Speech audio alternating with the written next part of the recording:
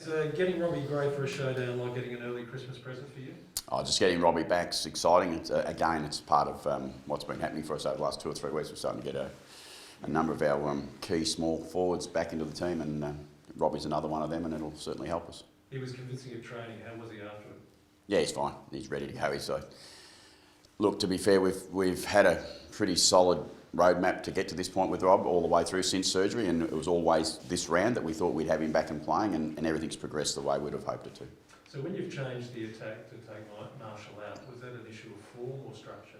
No, it's a little bit of both, and it's a bit of keeping the team together and not experimenting, but looking at the options that we've got. Now, Robbie's a slightly different option to what we've had in the team, and we now need to be mindful of having them all available. And we said at the start that he was going to take our whole squad, and I think that's where we're at right now. We're starting to get closer to having our whole squad back together, and now we can, almost look at the games that we need to play people in, what games that we should be playing them in.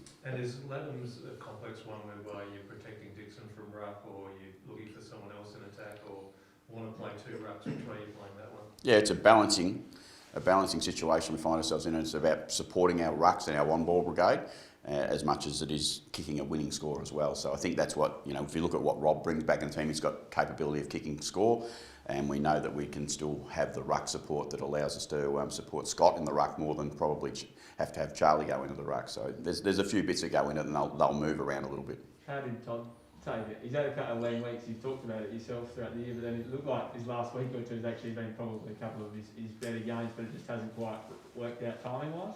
Yeah, no, I think Todd's he lands in an awkward position at the moment that we've got a healthy squad, and we've got people back, and you have to play really well to maintain your spot in the squad, and Todd's aware of that, and he'll find his way and fight his way back. What does it sort of say for you, overarching of the 4 tall forward experiment, I suppose we can call it? Yeah, it's experiment. It's what we needed to play and what we had to play with for a good period of time, and we still get some flexibility to go back there or not go, because now we've got good sample sizes of both, and we want to get Robbie back and playing, obviously, and getting some games into is important.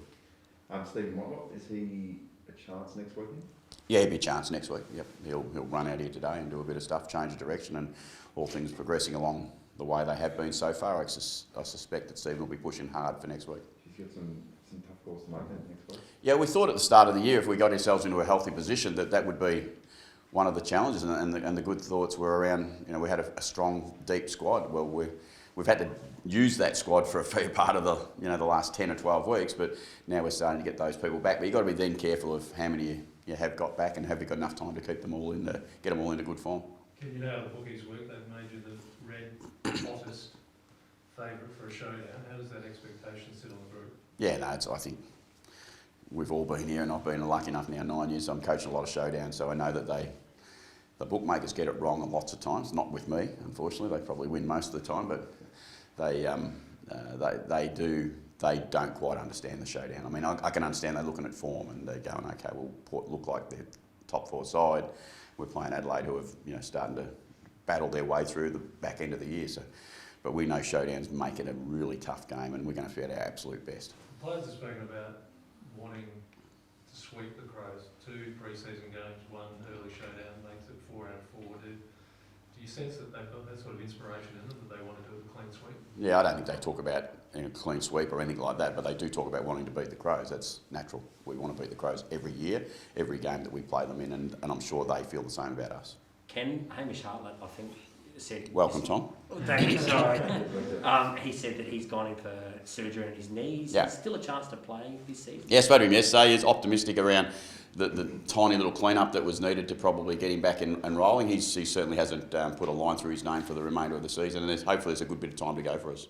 And I think as Willie said, look, I'd love to stay at Port, but I'm realistic. I know that the club might not want me, so open to a move. Is that just where we're at? It's pretty open with him about his future? Yeah, you're like that with every player. Let's not just put Hamish on the table, just talk list management. You have to have conversations all the time, and you make all those decisions much later in the year, and we'll make those decisions then. What goes into it with Hamish in particular as a player? Age, out of the team, but being here such a good servant for so long, how does that all weigh in for you and them? You just ask what goes into it, and all those things go into it, and all those decisions go part of it, and your list build. I mean, your list build, and you need to make sure you've got a balanced list. You don't want to ever get a list that's lopsided in either way, whether it's great people, great experience versus young talent and inexperienced. So you've got to balance that up all the time.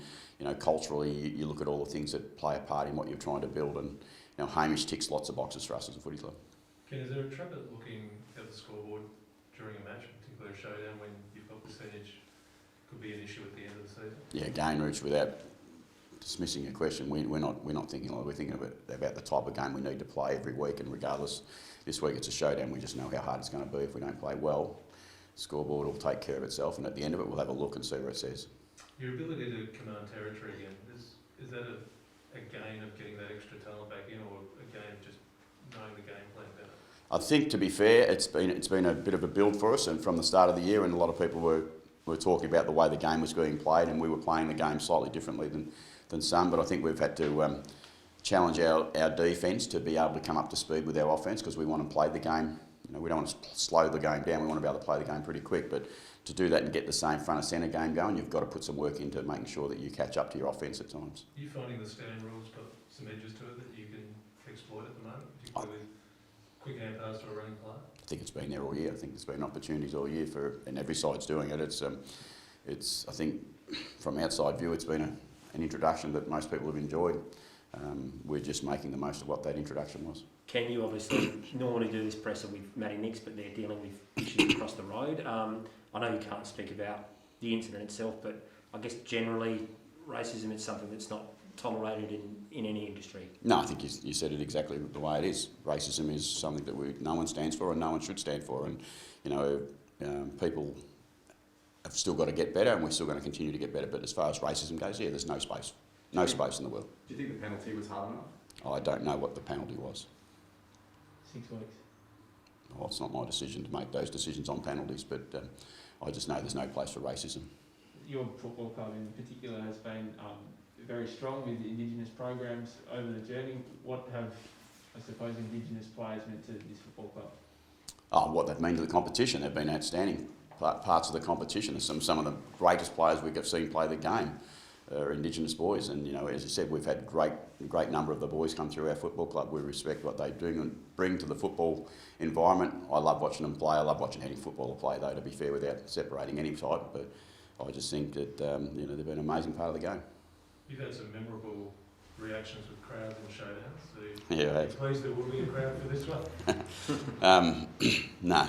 But yeah, I'm pleased there's crowds. So yes, it's a simple answer. I just would like some of ours people to be there too. But the Crows, it's their home showdown. They deserve to have their people there, and I bet I get plenty of advice at the right time. No hand signals at the end? No, nothing. With the Crows in turmoil, do you think that's going to give you an advantage? No, I can't talk about the Crows. I just know that we're preparing really well to play a really strong game ourselves, and that's what we'll be trying to do. We all understand what some of these moments can do to a team too. It can galvanise you and pull you together, and you've got not much going on that's feeling too comfortable. At least you can go out and play football together, and for us, we need to be ready for their absolute best. I wanted to sort of say, you sort of just said it there, but moments like this club, even this club in the past, you've had moments off field that you haven't been too proud of. What are those weeks like afterwards leading up to a game in terms of the galvanising or the education, or what are they like for a football club? Yeah, I think we've been in a pretty fortunate position for a good period of time. We all make mistakes, and there's mistakes made, but I think more often than not, you do galvanise a little bit, and you do come together, and you do try to support people, and that's what I think we all do as Australians. We try to support people as best we can. So, you get a chance to go out and play, and you compete for each other, and you do your best to help each other, and that's what it'll do. Ken, what have you been measuring the depth of your squad? Miles Burton's put up in some pretty big moments. Are you surprised he's not a rising star not yet? No, I'm not surprised he's not. I think he's had a great season. I think he's played all bar one game, and he's in a top four side in the competition. So he's done some really good stuff to maintain his position in the side for a young player. When you consider what last year was for those first year players, he's an exciting young player. He's got an enormous future. I'm sure he'll get enough recognition at the right time. But yeah, well, won't surprise me if he gets nominated in the next 2 or 3 weeks.